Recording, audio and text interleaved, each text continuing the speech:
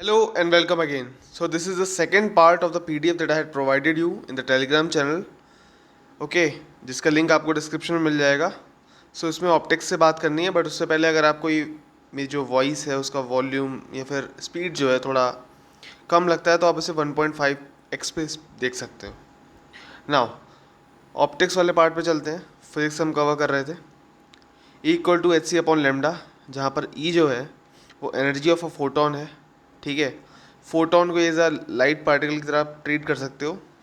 ठीक है, so it's energy of photon जो है वो ई है. एच एक कांस्टेंट है, प्लैंक्स कांस्टेंट. जितने भी कांस्टेंट होते हैं उनकी कोई भी एसआई यूनिट नहीं होती है. फिर सी क्या है? C is the light speed, lambda is the wavelength. ये फॉर्मूला थोड़ा याद रख लेना.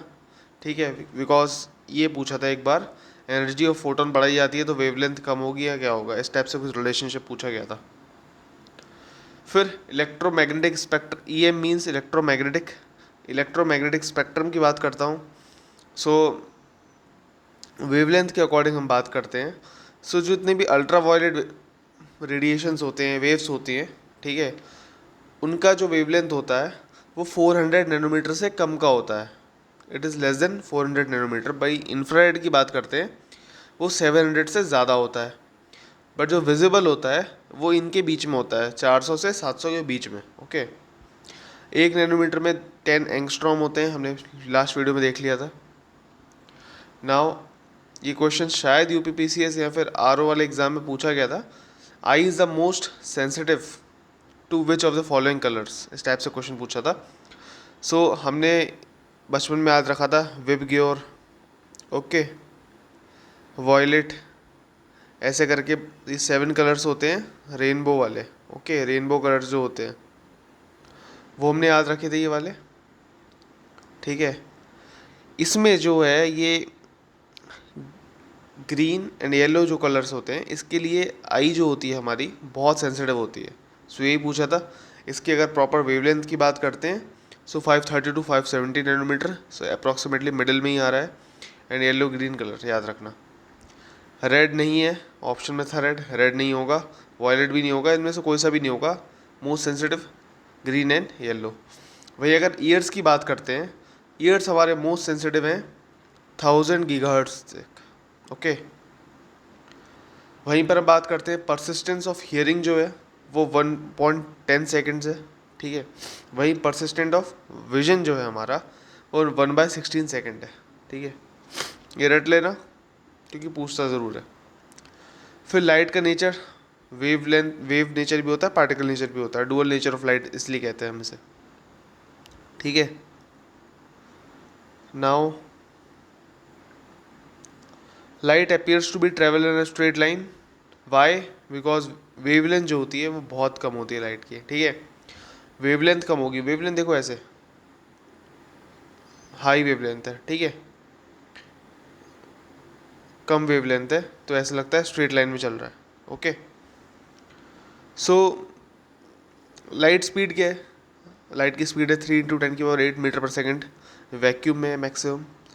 लाइट की स्पीड डिपेंड करती है ऑप्टिकल डेंसिटी पर, टेम्परेचर पर एंड प्रेशर पर. याद रखना, हमने ऑप्टिकल डेंसिटी कहा है, अभी डेंसिटी नहीं कहा है. ठीक है, फिर सन से अर्थ तक लाइट को आने में कितना समय लगता है? 8.3 या फिर 8.5 मिनट्स. अप्रॉक्सीमेटली 8 मिनट्स करके क्वेश्चन में दिया हुआ था. वेलोसिटी अगर हम बात करते हैं किसकी ज़्यादा है, सो कॉस्मिक रेज की ज़्यादा है, सुपरसोनिक वेव्स की ज़्यादा है, इलेक्ट्रॉन की ज़्यादा है या लाइट की ज़्यादा है? सो याद रखना, सबसे ज़्यादा वेलोसिटी किसकी ज़्यादा होती है? लाइट की होती है. Cosmic rays, supersonic waves, electron, इन सब की सुनने में बहुत अच्छा लगता है कि हाँ हो सकता है इसकी ज़्यादा हो, बट नहीं, सबसे ज़्यादा किसकी है? लाइट की ज़्यादा है. Then light travels from one to other medium. जब लाइट किसी दो मीडियम में ऐसे ट्रैवल कर रही है सो उसकी फ्रिक्वेंसी सेम रहेगी, बाकी wavelength, velocity, refractive index change हो जाएगा. ठीक है, डेंसर से रेयर मीडियम जाने पर लाइट की स्पीड बढ़ जाती है and it bends away from the normal. इसका मतलब क्या है कहने का? देखो, फॉर एग्ज़ाम्पल ये मीडियम 1 है, ये मीडियम 2 है. सो इस पर जो 90 डिग्री का एंगल बनेगा या नॉर्मल जो बनेगा वो ये होगा। Okay, done.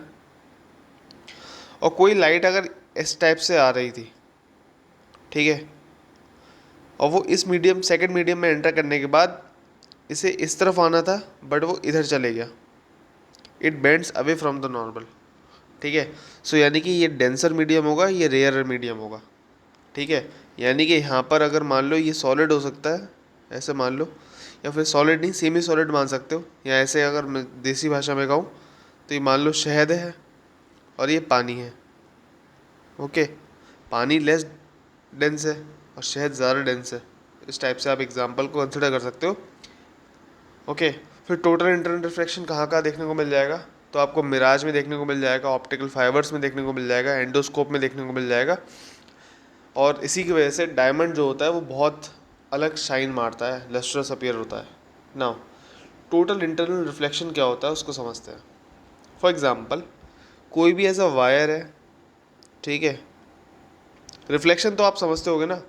जैसे फॉर एग्जांपल ये एक बॉडी है, ठीक है, इसकी यहाँ पर एक परछाई पड़ी, ये शीशा है, ओके, इसकी रेज यहाँ पर पड़ी, I am sorry, this is a mirror, और ये एक बॉडी है यहाँ पर। तो इसका जो रिफ्लेक्शन बनेगा यहाँ बनना चाहिए, ठीक है। Okay, in the similar way अगर जो लाइट है, ये भी शीशा है मान लो और ये भी शीशा है मान लो, जस्ट सपोज करो, ठीक है, ये भी एक मिरर है और ये भी एक मिरर है। सो अगर आप यहाँ पर हो, यहाँ से आपने लेज़र मारी, जो रेड कलर की लेज़र, तो वो ऐसे टकराते हुए जाएगी, ठीक है। सो हो क्या रहा है, it is a reflection but it is a form of internal reflection, अपने आप में अंदर ही अंदर रिफ्लेक्शन हो रहा है, ठीक है। आपने बार्बर शॉप्स में देखा होगा, ठीक है, आप बीच में बैठते हो, ओके, एंड आगे शीशा लगा होता है, पीछे शीशा लगा होता है। सो वहाँ से आपकी इमेज जो होती है बालों के पीछे से दिख के आगे लग जाती है, आगे देख सकते हो आप। सो वो भी एक कहीं ना कहीं फॉर्म होता है टोटल इंटरनल रिफ्लेक्शन का। बट एक परफेक्ट एग्जांपल की बात करते हैं तो आपको मिराज में देखने को मिलता है। जैसे कि मिराज क्या होता है, मिराज जो आप गर्मियों में देखते हो, ठीक है, छलावा भी कह सकते हैं हम इसे हिंदी में। सो जस्ट सपोज करो ये अलग अलग, ये हमारी रोड है, ठीक है। अब रोड का टेम्परेचर क्या होता है, हाई होता है। सो इससे लगने वाली जो जो एयर मास होगा, इसका टेम्परेचर ज़्यादा होगा, इसका टेम्परेचर थोड़ा कम होगा, इसका टेम्परेचर और कम होगा, देन इसका टेम्परेचर और कम होगा। सो जो लाइट रेज आती है ना, वो अलग अलग तरीके से बेंड होती हुई जाती है, ठीक है। कोई नॉर्मल से दूर जा रहा है, कोई नॉर्मल के पास जा रहा है। इसीलिए कभी कभार क्या होता है, जब आप गर्मियों के मौसम में बाइक से ट्रैवल करते हो, दूर से देखते हो, सो हमें लगता है कि यार आगे जाके ना रोड पे पानी पड़ा हुआ है। So it's a form of mirage. Okay, similar way में अलग अलग टाइप के मिराजेस होते हैं जो डेजर्ट्स में भी देखने को मिलते हैं, ठीक है, जहाँ पर आपको पानी ऐसा लगता है बट वो पानी नहीं होता। सो ये मिराज का कॉन्सेप्ट था। दूसरा ऑप्टिक फाइबर, मैंने अभी जस्ट बताया, एक वायर है, वायर से टकराते हुए जाती है। आप देखते हो जियो फाइबर केबल या फिर एयरटेल फाइबर केबल चलती है, उसमें भी यही कॉन्सेप्ट है। एंडोस्कोप, सेम कॉन्सेप्ट है। डायमंड क्यों अपीयर होता है आप समझ गए, सेम कॉन्सेप्ट है TIR का, टोटल इंटरनल रिफ्लेक्शन का। डायमंड एंड ग्लास की बात करते हैं, सो सेम अपीयरेंस की अगर मान लो, जस्ट सपोज करो एक डायमंड ये रहा, एक डायमंड ये रहा, एक जो है वो ग्लास का है, एक प्रॉपर डायमंड है हमारा कार्बन एलोट्रोप्स का। सो इन दोनों की अगर हम बात करते हैं, सो सेम अपीयरेंस है देखने में, बट फिर भी डायमंड शाइन ज़्यादा करेगा। इसका रीज़न क्या है, डायमंड का रिफ्रैक्टिव इंडेक्स हाई होता है ग्लास से, एंड दूसरा टोटल इंटरनल रिफ्लेक्शन, याद रखना। मिराज की बात करते हैं, मिराज क्यों होता है, टोटल इंटरनल रिफ्लेक्शन, रिफ्रैक्शन, याद रखना, and terrestrial heating. So terrestrial heating and total internal reflection तो बता दिया मैंने, एंड रिफ्रैक्शन भी आप समझ गए। रिफ्रैक्शन क्या होता है, ये जो चीज़ थी ना, एक मीडियम से दूसरे मीडियम में जाके जो लाइट का बेंड होना, वही रिफ्रैक्शन है अपने आप में, ठीक है। सो ये तीन चीज़ समझ गए, बट एक बात याद रखने वाली है, जो क्वेश्चंस में कई बार मैंने देखा है वो घुमा देते हैं। सो वो करते क्या हैं, ऑप्शन लिख देंगे रिफ्लेक्शन, ठीक है, टोटल इंटरनल रिफ्लेक्शन नहीं लिखते, वो रिफ्लेक्शन लिख देते हैं। एंड आप कंफ्यूज हो जाओगे, कोई भी नॉर्मल एस्पिरेंट कंफ्यूज हो जाता है, वो रिफ्लेक्शन टिक मार के आ जाता है, जो कि गलत है। Reflection and total internal reflection में अंतर होता है, ओके। देन रिफ्रैक्शन है हमारे पास, एंड टेरेस्ट्रियल हीटिंग है। ये तीन प्रॉपर रीजंस हैं। एल्बिडो की बात करते हैं। एल्बिडो क्या होता है, जस्ट सपोज करो ये हमारा अर्थ है प्यारा सा, ठीक है।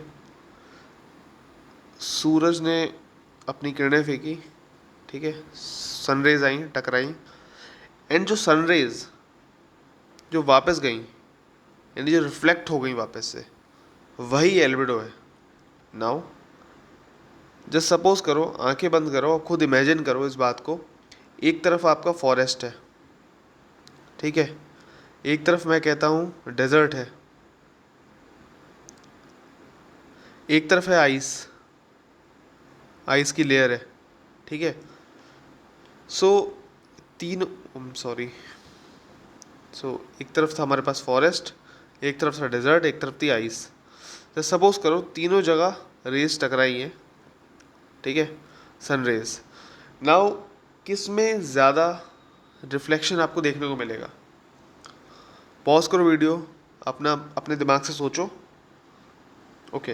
देन सो आइस में सबसे ज़्यादा हमें रिफ्लेक्शन देखने को मिलता है, इसलिए इसका एल्बिडो ज़्यादा होता है, सबसे ज़्यादा एल्बिडो ज़्यादा होता है इसका। देन फॉरेस्ट एरिया है, सो फॉरेस्ट एरिया में अलग अलग जगह डिफ्लेक्ट हो जाएगी फॉरेस्ट पे पड़ के, ठीक है, तो इसका कम होता है। डेजर्ट में भी there is a chance but कम, ओके। सो अगर कहता है मैक्सिमम किसका है, तो स्नो एंड आइस याद रखना। What is holography? It's a technology to take 3D pics, ठीक है, शायद PYQs में था इसलिए मैंने लिख दिया यहाँ पर। रोस्टेड स्कैन क्या होता है? सो CRT मॉनिटर्स में इसे यूज़ करते हैं। CRT means cathode ray tube monitors. It generates image by focusing electron beam on phosphorus coated screen, ठीक है ना। CRT मॉनिटर्स होते थे बड़े वाले, उसमें होता क्या था, पीछे से इलेक्ट्रॉन बीम आएगी, ठीक है, यहाँ पर फॉस्फोरस कोटेड प्लेट होती है, उस पर ये टकराएगी और वहाँ से ही इमेज जनरेट होती है। सिंपल कॉन्सेप्ट है, बस एक बार पढ़ लो ध्यान से, इतना ही है। रमन इफेक्ट क्या है? Deals with light passing via all transparent medium. Now CD means compact disc. CD होती थी, DVD होती थी, पहले चलती थी ना। It generates audio via laser beam, तो seen in rainbow like colours, याद रखना। रेन जो CD हम घुमाते ना, तो पीछे रेनबो लाइक कलर्स आते थे अलग अलग, ठीक है। वाई? क्योंकि रिफ्लेक्शन एंड डिफ्रैक्शन की वजह से, ओके। यहाँ पर रिफ्रैक्शन नहीं है, रिफ्लेक्शन है, एंड डिफ्रैक्शन है।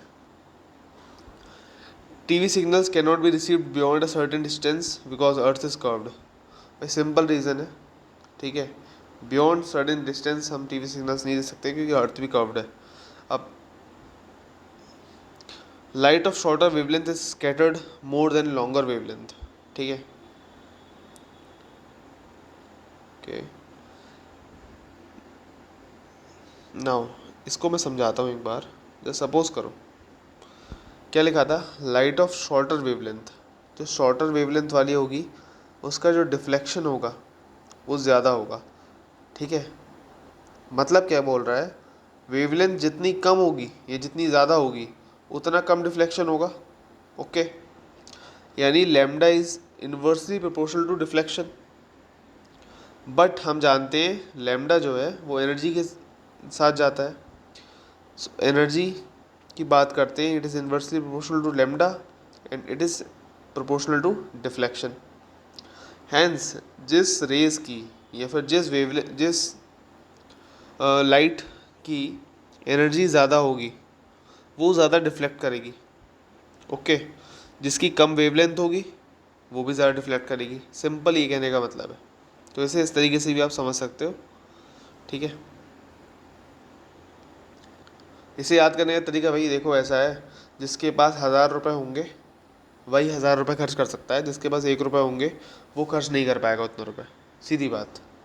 सो यानी जिसके पास ज़्यादा रुपए, जिसके पास ज़्यादा पावर, जिसके पास ज़्यादा एनर्जी, वो ज़्यादा बांटेगा, ज़्यादा डिफ्लेक्ट करेगा। जिसके पास है ही नहीं कुछ, वो डिफ्लेक्ट क्या करे, क्या कुछ भी नहीं कर पाएगा डिफ्लेक्ट, ठीक है। तो ज़्यादा एनर्जी, ज़्यादा पैसा, ज़्यादा पावर, ज़्यादा डिफ्लेक्शन, ठीक है। एंड ज़्यादा एनर्जी मीन्स शॉर्टर वेवलेंथ।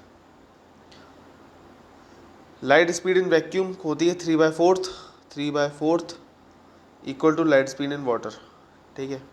मतलब पानी में अगर x स्पीड है तो वैक्यूम में जो स्पीड होगी वो 4x/3 होगी, इस टाइप से समझ सकते हो।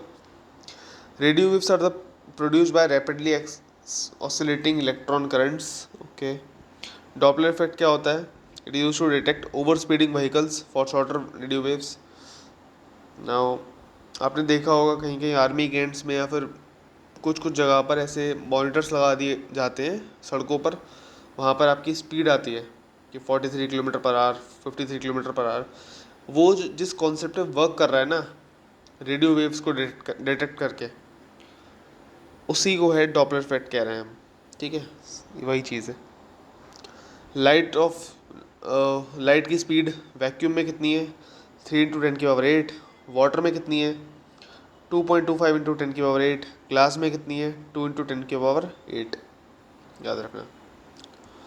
FM फ्रिक्वेंसी मॉड्यूलेशन की बात करते हैं, transmit audio signals in TV broadcast, okay. Now इसकी बात करते हैं। सो FM तो आपने सुना होगा बचपन से, FM रेडियो 97.5 ऐसा चलता था। उसकी फुल फॉर्म है फ्रिक्वेंसी मॉड्यूलेशन। इसी फ्रिक्वेंसी मॉड्यूलेशन से एक और चीज़ थी जो मुझे बतानी थी, वो था मॉडम, ठीक है। मॉडम की फुल फॉर्म होती है मॉड्यूलेटर एंड डिमॉड्यूलेटर। याद करो, अभी तो हॉटस्पॉट और लैपटॉप्स में वो आ रहा है, बट जब हॉटस्पॉट और ये सब नहीं आता था, वाईफाई की सुविधा नहीं थी लैपटॉप्स में, तो एक USB टाइप का पोर्ट लगता था, ठीक है। पेन ड्राइव की तरह मॉडम आता था, जिसमें आप सिम डालते थे अपना, ठीक है। सो उसे हम कहते थे मॉडम, याद आया। सो वो मॉडम क्या था?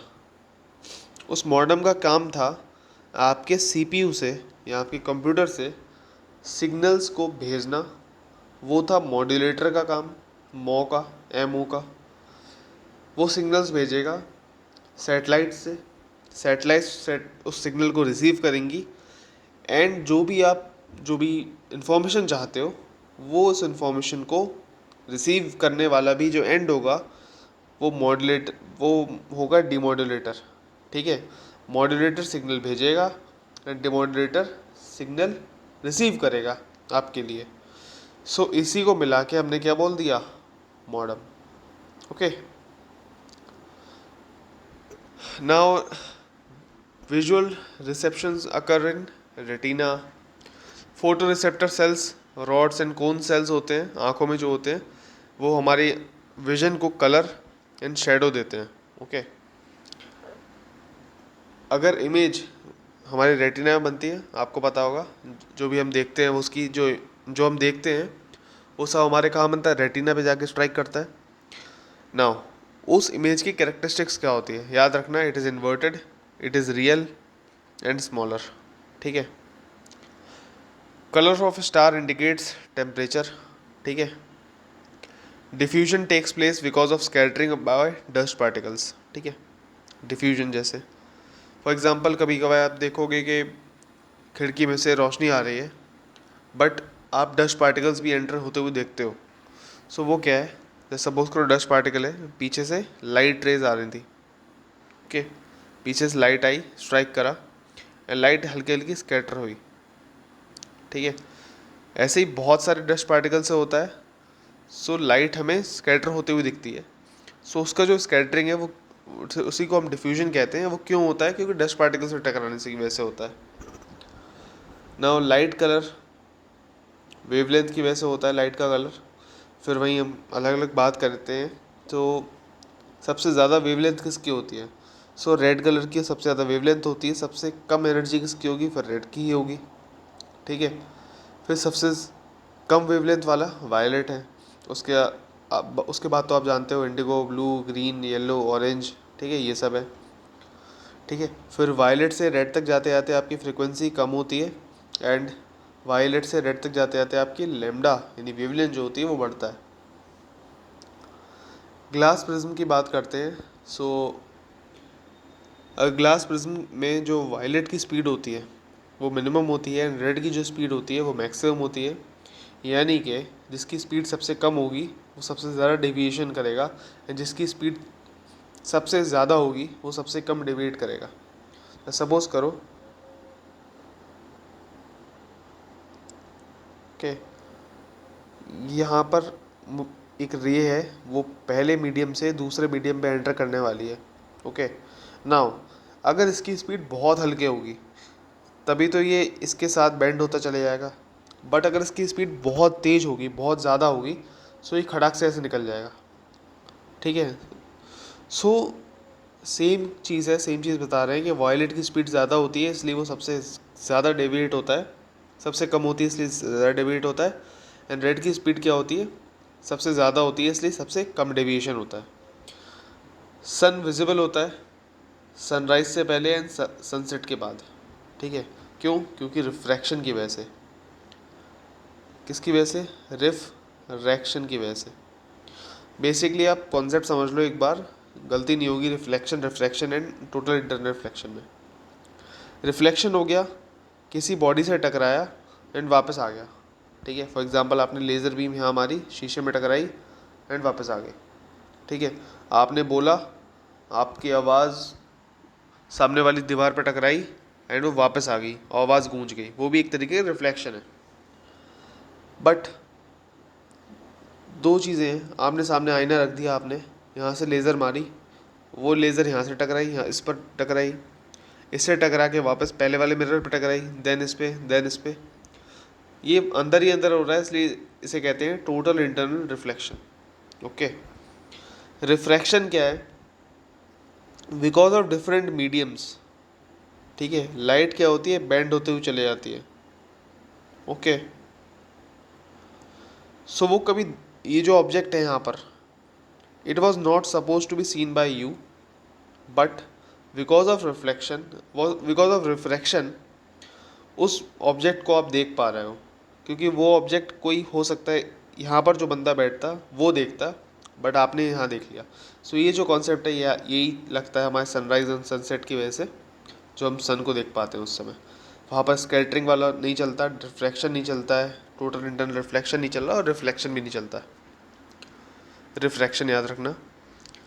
नाउ ट्रैफिक सिग्नल्स पर रेड लाइट यूज़ होती है, या फिर आप कह सकते हो कि कहीं पर भी इंडिकेशन देना होता है तभी रेड लाइट यूज़ होती है, बिकॉज ऑफ मैक्सिमम वेवलेंथ, इसलिए लीस्ट स्कैटर्ड होती है। स्काई का कलर जो होता है ब्लू, क्योंकि स्कैटर सबसे ज़्यादा हो जाता है। रेनबो की बात करते हैं, हमें क्यों दिखता है? कि because of reflection, refraction and dispersion in water droplets and total internal reflection, इन चारों की वजह से। All are correct. ठीक है। फिर एस्ट्रोनॉट्स, इसको जो स्काई का कलर दिखता है वो ब्लैक दिखता है। ओके, बिकॉज ऊपर कोई भी स्कैटरिंग नहीं हो रही है, आउट ऑफ स्पेस, स्पेस में कोई स्कैटरिंग नहीं होती, कोई डस्ट पार्टिकल नहीं है। फिर कार्स की बात करते हैं, कार का जो मिरर है वो कॉन्वेक्स है। ठीक है, एंड जो कॉन्वेक्स मिरर होता है उसमें मैग्नीफाइंग लेंस की तरह काम करता है, इसीलिए हमें जो इमेज दिखेगी वो इरेक्ट दिखेगी, स्मॉलर दिखेगी एंड वाइडर दिखेगी। कॉनकेव मिरर्स की बात करते हैं, लार्जर इमेज हमें दिखाते हैं, इसीलिए डेंटिस्ट के हम जाते हैं, बार्बर की शॉप पे जाते हैं, टॉर्च में या फिर कार की हेडलाइट में। सो वहाँ पर क्या होता है? कॉनकेव मिरर्स का यूज़ होता है। याद रखना, कार्स में अलग अलग जगह कॉन्वेक्स मिरर्स का यूज़ होता है। ठीक है, कॉन्वेक्स मिरर कैसा? जो कार के साइड में मिरर्स लगे होते हैं। ठीक है, पीछे से, पीछे वाली कोई आ रहा है उसे देखने के लिए, रियर व्यू मिरर्स जो होते हैं उनके लिए बात कर रहा हूँ मैं।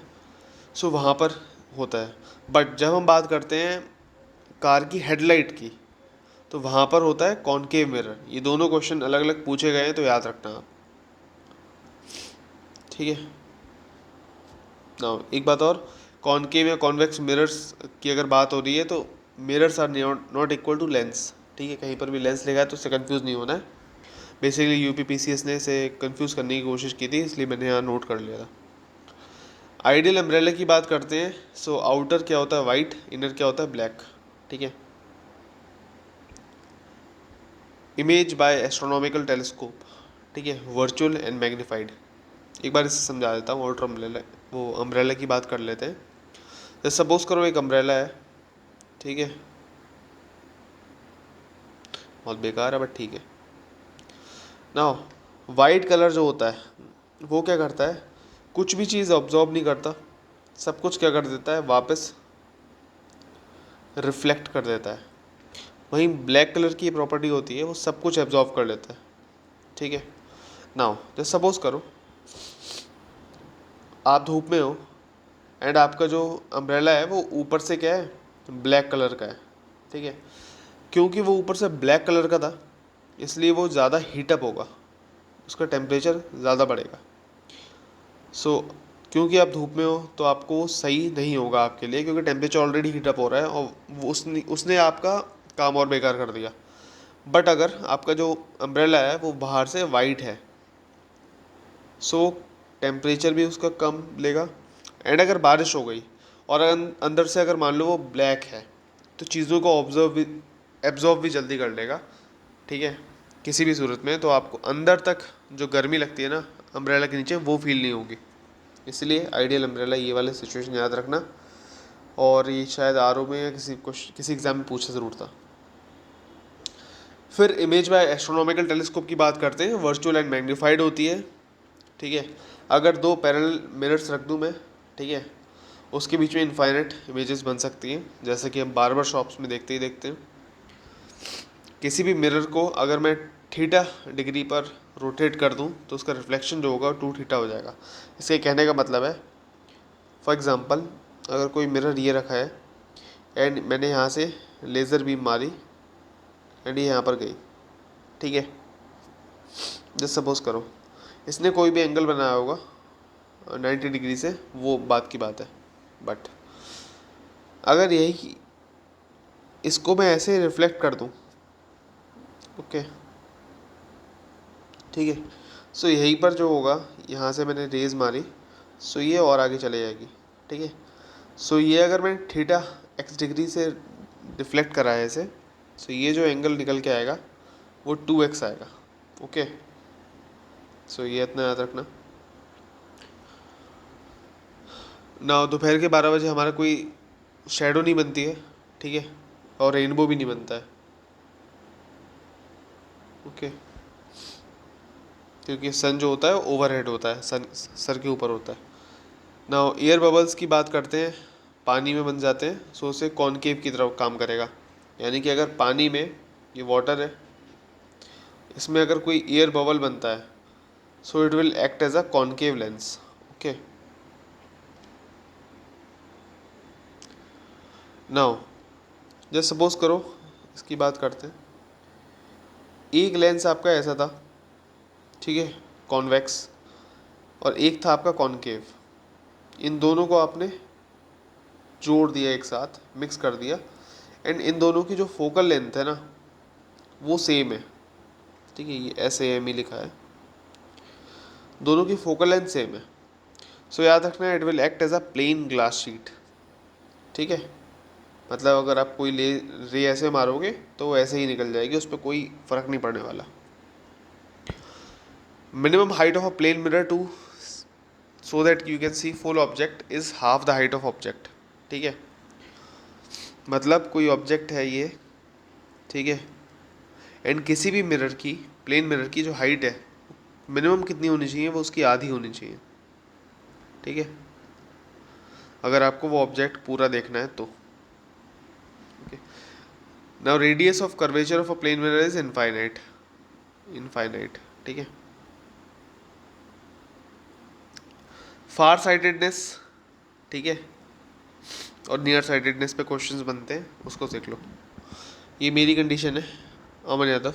सो नियर साइटेडनेस, मुझे दूर का नहीं दिखता है, ठीक है, साफ। सो इस कंडीशन को मायोपिया भी कहते हैं। इस कंडीशन में आपको कॉनकेव लेंस लगाना पड़ता है, एंड कॉनकेव लेंस लगाओगे तो आपको दूर का साफ नज़र आना शुरू हो जाएगा। फार साइटेडनेस की बात करते हैं, ठीक है, या लॉन्गर साइटेडनेस जिसे कहते हैं, इसको हाइपरमेट्रोपिया या हाइपरोपिया कहते हैं। इसमें क्या होता है, पास का साफ नहीं दिखाई देता, एंड इसमें अगर आप कॉन्वेक्स लेंस लगाओगे तो आपको पास का साफ दिखाई देने लगेगा।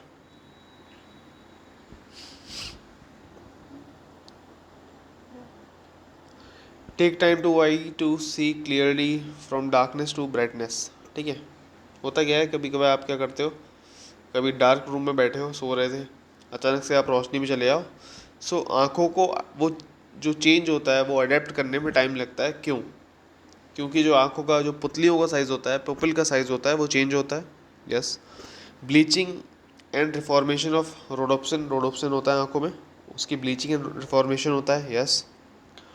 आई जो होती है वो उस समय वो जो डार्कनेस में थे आप उससे फैमिलियर हो चुकी थी। यस। तो तीनों आंसर इसके सही है, ठीक है, याद रखना। आँखों में जो फोकस होता है वो कौन करता है, कैसे होता है?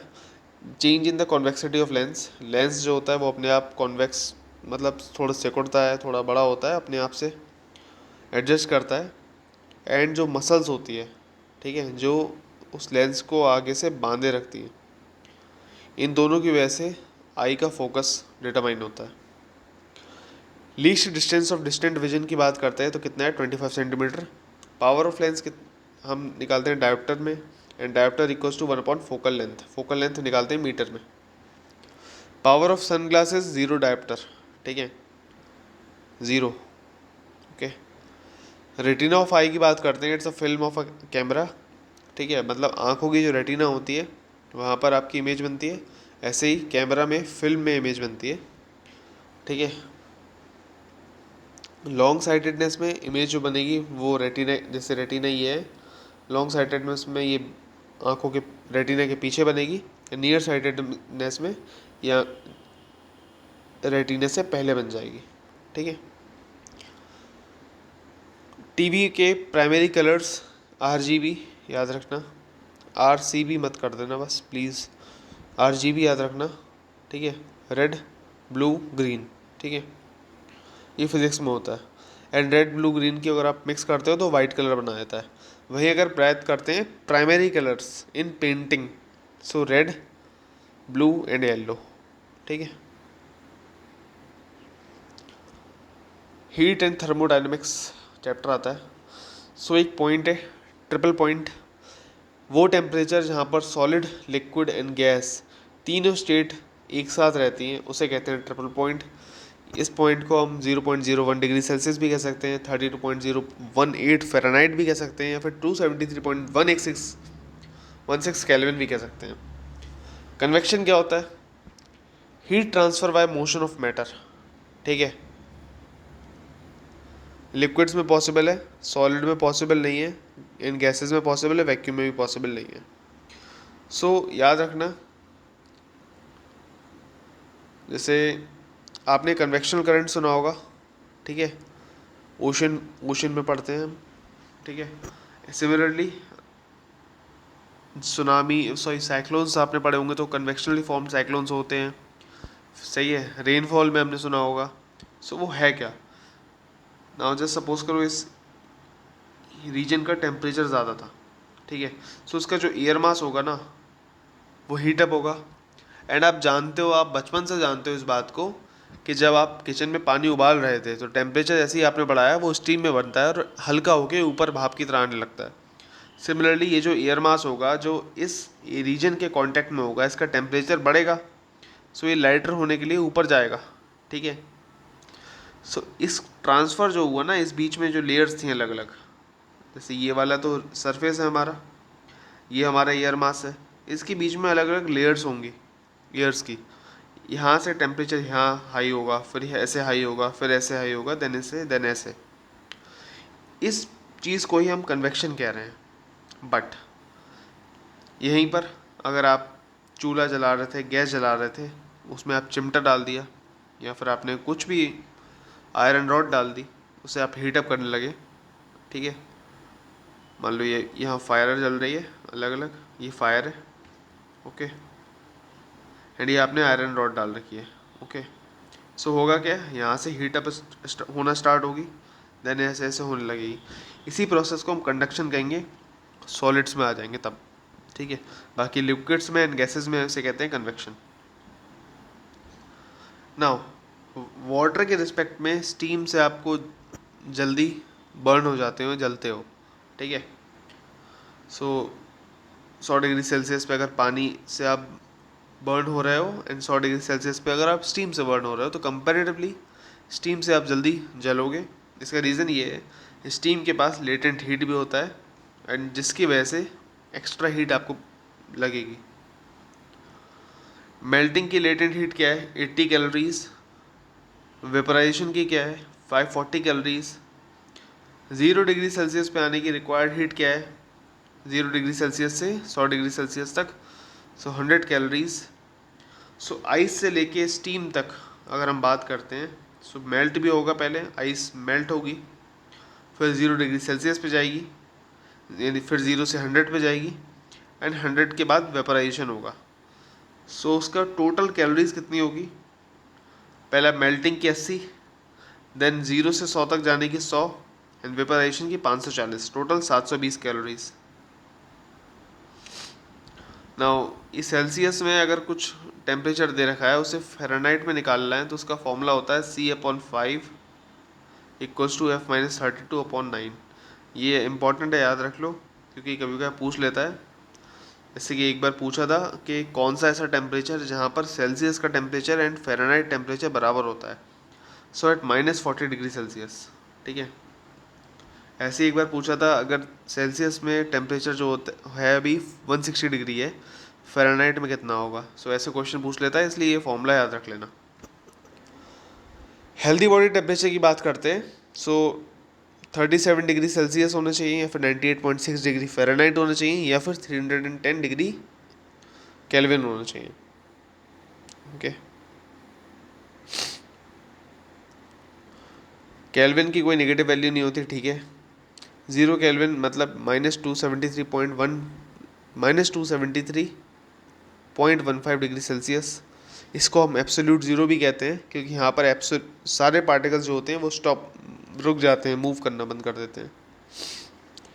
अल्कोहल, लो फ्रीजिंग पॉइंट होता है अल्कोहल का, ठीक है। इथाइलिन ग्लाइकोल की बात करते हैं, it act as a antifreeze for engines, ठीक है। आइस जब मेल्ट होती है उसका वॉल्यूम क्या होता है, कम हो जाता है। एक्सपेंशन, जब भी हीटिंग होगी तो एक्सपेंशन होगा, क्यों, क्योंकि डेंसिटी कम हो जाती है। थर्मोस्टेट की बात करते हैं, thermostat to maintain temperature use होता है, टेम्परेचर को मेंटेन करने के लिए यूज़ होता है। 4 degree Celsius the safest temperature to keeping food fresh in refrigerator. Glass rod and steam की बात करते हैं, सो अगर आप स्टीम में ग्लास रॉड डालते हो, सो उसका लेंथ एंड विड्थ क्या होता है, बढ़ जाएगा। रेफ्रिजरेंट की बात करते हैं, so large cold storage, ammonia, और डोमेस्टिक फ्रिज में होता है गैस जो यूज़ होती है वो होती है क्लोरोफ्लोरोकार्बन्स, ठीक है। मतलब जो आप फ्रिज में अलग अलग गैसेस यूज़ होती हैं, सो आपको पता होगा CFCs होती हैं। बट जो लार्ज कोल्ड स्टोरेज फ्रिज होते हैं जिसमें आइसक्रीम्स और ये सब रखी जाती हैं, उसमें अमोनिया यूज़ होती है। एंड जो डोमेस्टिक फ्रिज होते हैं हमारे घर में घरेलू फ्रिज होते हैं, उसमें CFCs यूज़ होती हैं। किसी रात अगर आपकी बहुत तेज़ तेज़ हवाएं चल रही होती हैं, ठीक है, तो वहाँ पर ड्यू नहीं होता, ठीक है, ओस नहीं होती, क्यों, क्योंकि रेट ऑफ एवेपोरेशन जो होता है वो फास्ट होता है। अभी कुछ रैंडम चीज़ें हैं ये सारी, आपको ऐसे ही बार बार पढ़ोगे समझ में आ जाएंगी, ठीक है। ये PYQs में थी, मैंने एक साथ इसे लिख दिया है ताकि आपको बार बार पूर्वावलोकन ना खोलना पड़े। सॉल्ट प्लस H2O की बात करते हैं, ठीक है। पानी में अगर सॉल्ट डाल दोगे तो बॉइलिंग पॉइंट हमारा क्या होता है, बढ़ जाता है, एंड फ्रीजिंग पॉइंट क्या होता है, कम हो जाता है। कंप्रेस्ड गैस का रिलीज होना से कूलिंग होती है। जो थर्मस की बॉटल होती है उसकी जो वॉल्स होती हैं, फॉर एग्जांपल आपने थर्मस या ग्लास फ्लास्क होगा, मिल्टन की बॉटल होगी अलग अलग आपके पास, उसकी जो वॉल्स होती हैं उसमें सिल्वर लेयर्स होती हैं अलग अलग, ठीक है। प्रेस्पिरेशन से अगर आपकी बॉडी में वाटर का लॉस होता है तो उसका कारण क्या है, कारण ये है atmospheric temperature and atmospheric humidity. घड़े का पानी जो होता है वो कोल्ड रहता है, क्यों? क्योंकि एवेपोरेशन की वजह से। ठीक है, अगेन वैसे ही क्वेश्चन, 90 डिग्री सेल्सियस पे से हम 75 डिग्री सेल्सियस में आने में अगर 25 सेकंड लगते हैं, सो 75 डिग्री सेल्सियस से 60 डिग्री सेल्सियस तक आने में हमें टेम्परेचर ज़्यादा लगेगा या कम लगेगा? वो टाइम ज़्यादा लगेगा कम लगेगा? तो टाइम ज़्यादा लगेगा, because Newton's law of cooling कहता है rate of loss of heat is directly proportional to temperature difference between the body and the surrounding. ठीक है, तो इसको ऐसे ही याद कर लेना, इतना कुछ ज़्यादा जोरदार नहीं है। ठीक है, जेरिक कंडीशन की बात करते हैं। सो लो ह्यूमिडिटी वाली कंडीशंस में जेरिक कंडीशंस कहते हैं। ठीक है, वाटर में कोई भी सॉल्यूशन मिला दो। ठीक है, फॉर एग्जांपल आपके पास पानी है, पानी में अगर आपने कोई भी सॉल्यूशन मिलाया है, सर सपोज करो उसका बॉइलिंग पॉइंट होगा कोई भी, मान लो ए बॉइलिंग पॉइंट है, वहीं पर अगर प्योर वाटर है उसका कोई बॉइलिंग पॉइंट है बी मान लो। सो याद रखना, पानी में प्योर वाटर में अगर आपने कोई भी सॉल्यूशन मिला दिया तो उसका बॉइलिंग पॉइंट बढ़ जाता है। कहने का मतलब ये है, एट हाई ऑल्टीट्यूड वाटर का boiling point is less than 100 degree Celsius because atmospheric pressure क्या होता है, कम हो जाता है।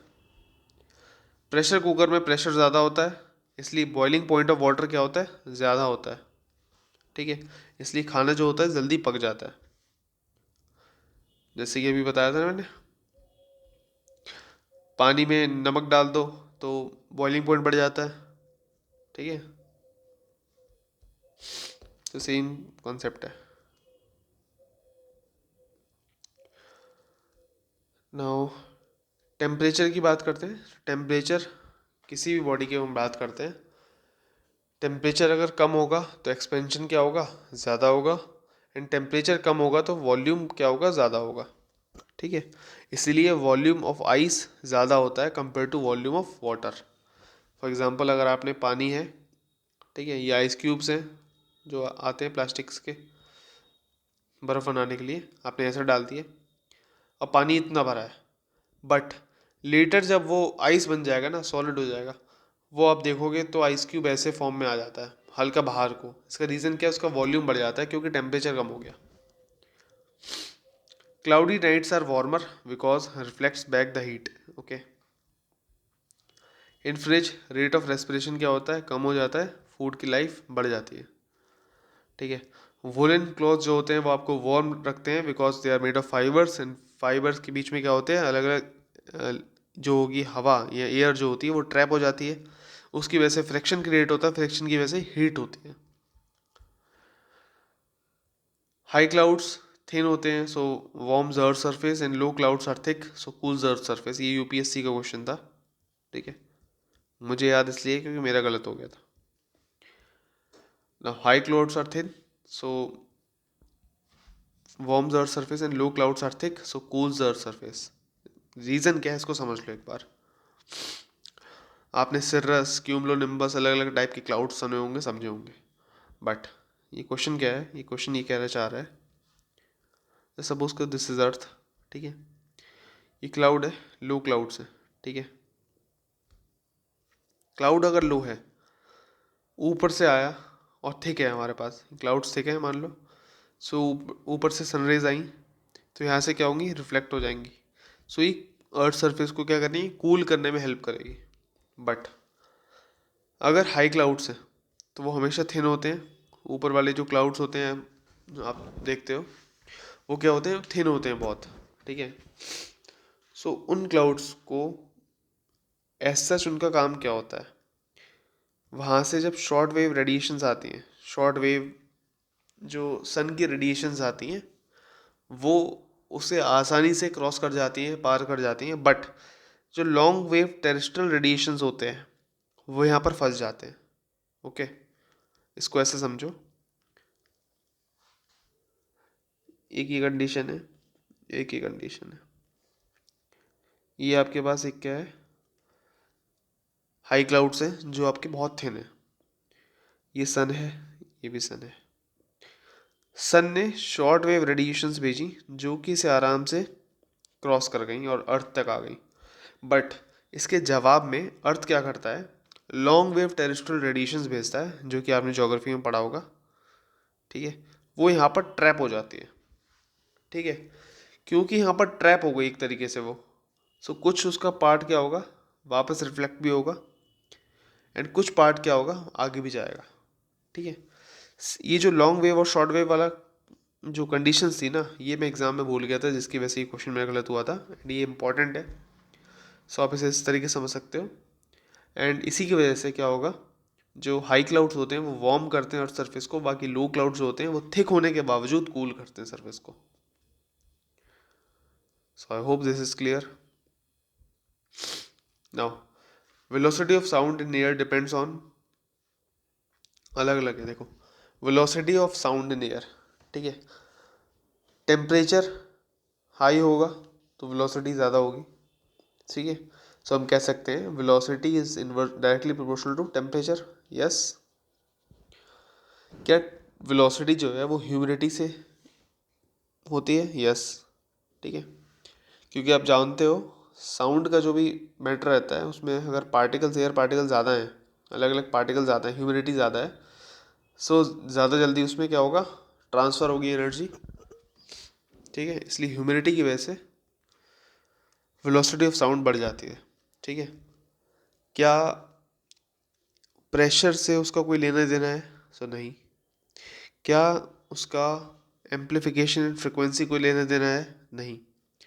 तो टेम्परेचर से है, हाँ, टेम्परेचर बढ़ाओगे तो बढ़ जाएगा, वेलोसिटी बढ़ जाएगी, ह्यूमिडिटी बढ़ाओगे तो बढ़ जाएगी, बट प्रेशर से कोई लेना देना नहीं है, एंड एम्पलीट्यूड से कोई लेना देना नहीं है। It is independent of pressure, याद रखना।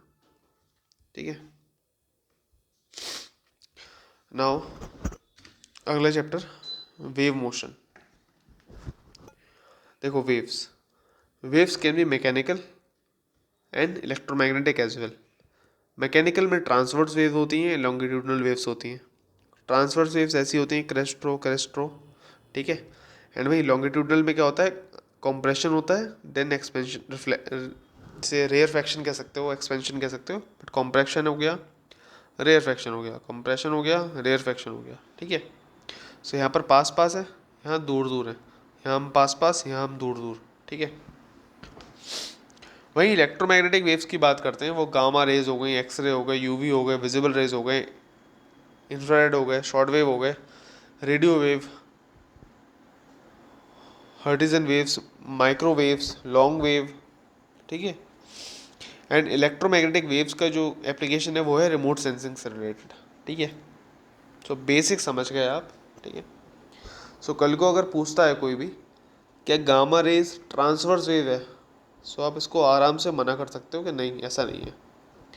क्या एक्स रेज हमारी मैकेनिकल वेव्स है? नहीं, ये सब इलेक्ट्रोमैग्नेटिक वेव्स हैं, इसीलिए मैंने एग्जांपल्स लिख दिए, ये पूछ लेता है कभी कभार। तो जैसे ये पूछा हुआ है लॉन्गिट्यूडनल वेव्स के एग्जांपल क्या है, साउंड वेव, आपको पता है साउंड रिपल्स की तरह से चलती है। वही ट्रांसवर्स वेव की बात करते हैं, ripples in water. Okay, okay sorry, longitudinal waves इस टाइप से होती है, साउंड वेव इस टाइप से चलती है, एंड जो रिपल्स इन वाटर ये वाला कंडीशन है। गामा, गामा वेव जो होती हैं वो रेडियो थेरेपी में यूज़ होती हैं to kill cancer cells. X rays की बात करते हैं, determine the structure of crystal. ठीक है, सीटी स्कैन में यूज़ होते हैं एक्सरे। ठीक है, फिर इंटेस्टाइनल डिजीज जो होती हैं, फॉर एग्जांपल पेट में पथरी वथरी हो गई तो उसको भी स्कैन करने के लिए एक्सरेज काम आते हैं। मैक्सिमम वेवलेंथ की बात करते हैं किसकी है, रेडियो वेवलेंथ सबसे ज़्यादा है, सबसे कम किसी है, गामा की। ठीक है, एंड जिसकी सबसे ज़्यादा वेवलेंथ होगी उसकी सबसे कम एनर्जी होगी, तो गामा रेज की सबसे ज़्यादा एनर्जी होती है, इसलिए सबसे ज़्यादा घातक भी गामा रेज होती है। बट याद रखना है स्पीड की बात करते हैं अगर, वो लाइट वेव्स की ज़्यादा है। ठीक है, तो इलेक्ट्रोमैग्नेटिक वेव्स की वेलोसिटी की बात करते हैं, सो एवरेज वही है 3 × 10⁸ मीटर पर सेकेंड। कॉस्मिक रेज, सुपरसोनिक, ठीक है, these are not electromagnetic waves. ठीक है, रेडियो वेव्स रेडार वेडार में काम आती हैं आपकी। UV rays to sterilise the products and surgical equipments. ठीक है, इंफ्रारेड आपकी काम आती है नाइट विजन में। ठीक है, टीवी रिमोट्स में काम आते हैं।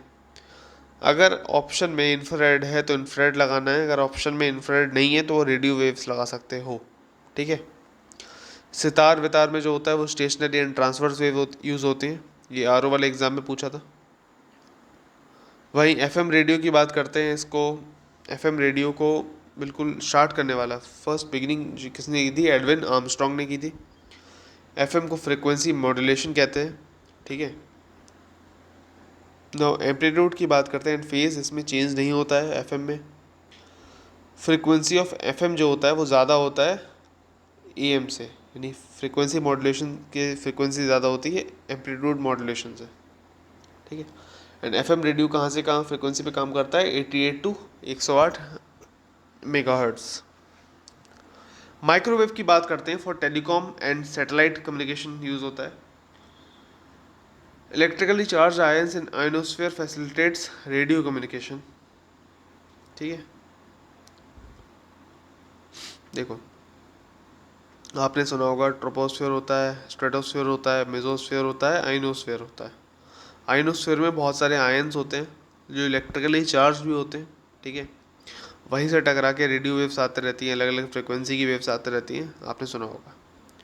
वही चीज़ है आइनोस्फीयर में, क्या होता है? रेडियो कम्युनिकेशन होता है, सिंपल वही चीज़ लिखी है।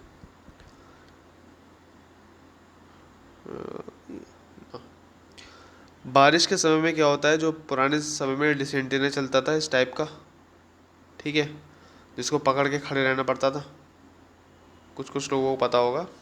सो वो क्या होता है, कभी कभी सैटेलाइट सिग्नल्स नहीं पकड़ता है बारिश के समय में। रीज़न क्या है? क्योंकि एंटीना का साइज स्मॉल है, yes it is a reason. Rain drop absorb कर लेती है रेडियो वेव एनर्जी को, यस इंपॉर्टेंट है, याद रखना। फिर रेन ड्रॉप की वजह से जो रेडियो वेव्स होती है वो डिस्पर्स हो जाते हैं ओरिजिनल डायरेक्शन में जहाँ आना था वहाँ से, यस। सो ये तीनों ऑप्शन में थे, तीनों इसका राइट आंसर है, याद रखना इन चीज़ों को। गामा रेज की बात करते हैं। So gamma rays Henry Becquerel and Paul Villard ने खोजी थी।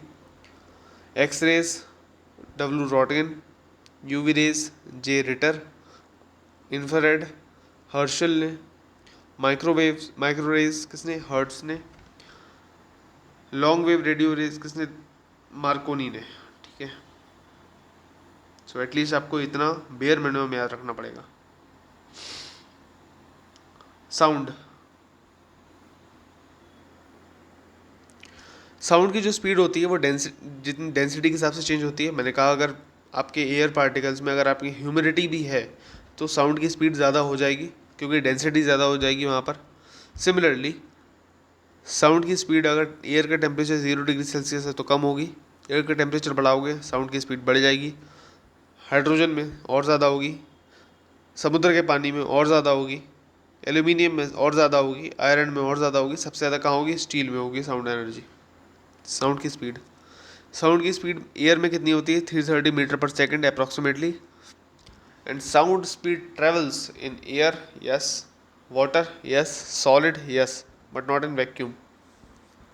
अब आप पूछोगे सॉलिड में कैसे? वो एग्जांपल सुना है ना बचपन में, किताबों में था कि ये ट्रेन की पटरी है, ये ट्रेन आ रही है, आपने यहाँ पर कान लगाया, आपने सुना, आपको आवाज़ आ गई, ठीक है। वही चीज़ है। Minimum distance between the observer and the reflecting surface to clear echo, 16.5 metre. Pitch depends on frequency and intensity, amplitude, quality नहीं। Pitch depends only on frequency, ठीक है। And pitch is directly proportional to frequency. Frequency बढ़ेगी तो pitch बढ़ जाएगी, frequency कम होगी तो pitch कम हो जाएगी। Small fluid provides high frequency sound waves, okay.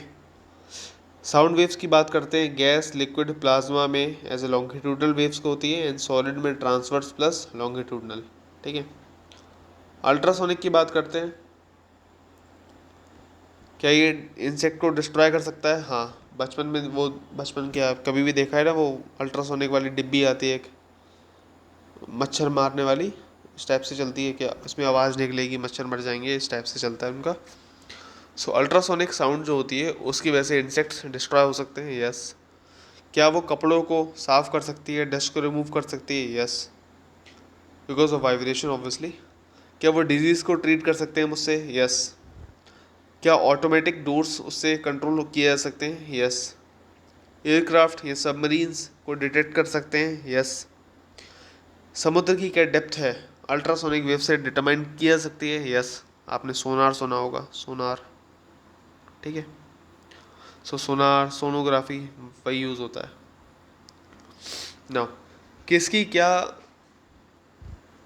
Frequency है, हर्ट्स है, वो आपसे पूछता है, हमेशा पूछता रहता है। इंफ्रासोनिक की बात करते हैं, जो 20 हर्ट्स से कम, जो ऑडिबल होती है वो 20 हर्ट्स से लेके 20,000 हर्ट्स के बीच में होती है। अल्ट्रा सोनिक जो होती है वो 20 हर्ट्स से ज़्यादा होती है, 20,000 हर्ट्स से ज़्यादा। हार्ट बीट इज इंफ्रासोनिक, आपको सुनाई भी नहीं देता ऑब्वियसली। अगर आप शांत बैठोगे आपको ये भी नहीं पता चलेगा कि आपकी धड़कन भी चल रही है। Okay, it is just because कि वो इंफ्रासोनिक साउंड है। फिर सुपरसोनिक जेट जो होते हैं अलग अलग, वो स्ट्रेटोस्फेयर में उड़ते हैं। जैसे ये अर्थ है सरफेस, ये ट्रोपोस्फेयर हो गया, ये स्ट्रेटोस्फेयर हो गया, ठीक है। सो वहाँ पर उड़ते हैं, क्यों? क्योंकि नॉक्स टाइप की जो गैस होती है वो एक्सक्रीट करते हैं, जो कि ओजोन लेयर डिप्लीशन में जिनकी वजह से होता है, ठीक है। नाउ क्वेश्चन था, सुपरसोनिक जेट्स जो होते हैं उनकी वजह से ओजोन लेयर डिप्लीशन होता है, क्या ये सही है या गलत है? So it is correct. इसका रीज़न क्या है? सुपरसोनिक जेट्स जो होते हैं वो स्ट्रेटोस्फेयर में उड़ते हैं, स्ट्रेटोस्फेयर में जाके वो नॉक्स गैस होते हैं, NO2 NO3 ये वाली गैस जो होते हैं उनको एक्सक्रीट करते हैं, जिसकी वजह से क्या होता है, वो ओजोन के साथ रिएक्शन करती हैं, जिसकी वजह से ओजोन का डिप्लीशन होता है। साउंड की स्पीड टेम्परेचर पर डिपेंड करती है, हमने अभी देखा। साउंड की स्पीड हाई एल्टीट्यूड पे कम होगी बिकॉज टेम्परेचर कम होगा, ठीक है। Now decibel is a unit of sound, ठीक है। वही हम बात करते हैं, जेट प्लेन्स की जो साउंड होती है वो कितने डेसिबल होती है? 140 to 150। फैक्ट्रीज या मशीन शॉप में कितनी होती है? 100 से 110। ट्रक या मोटरसाइकिल की कितनी होती है? 90 to 95। अगर हम गुस्से में बातचीत करते हैं एक दूसरे से, वो कितनी होती है? 70 to 80। नॉर्मल कन्वर्सेशन कर रहे हैं तो कॉन्वर्जेशन होगा, कंजर्वेशन नहीं होगा। 30 to 60।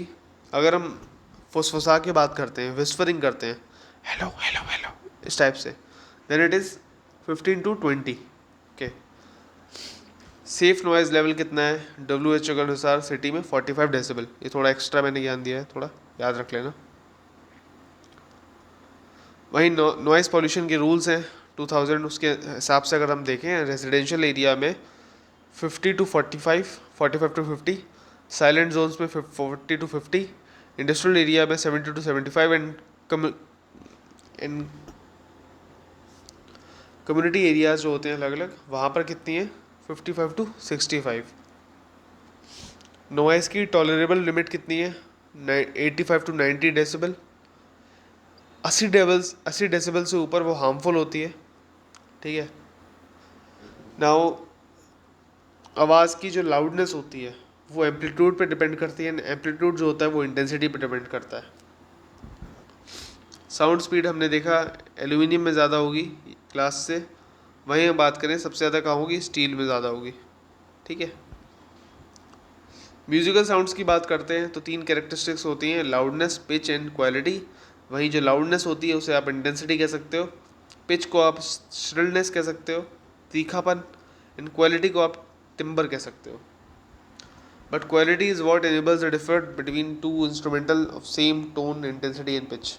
मतलब कोई 2 इंस्ट्रूमेंट है, जैसे कि फ्लूट है, बांसुरी है और एक सितार है, ठीक है।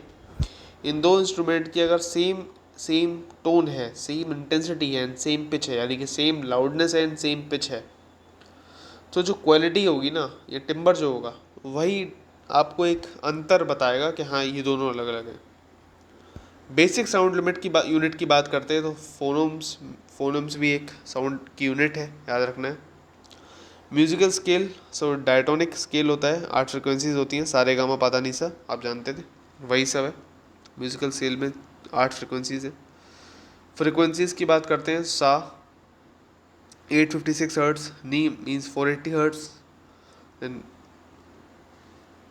अब जो लास्ट वाला सा है, जो सा रे गामा पादा नी सा, वो कितना होता है? 512 हर्ट्स।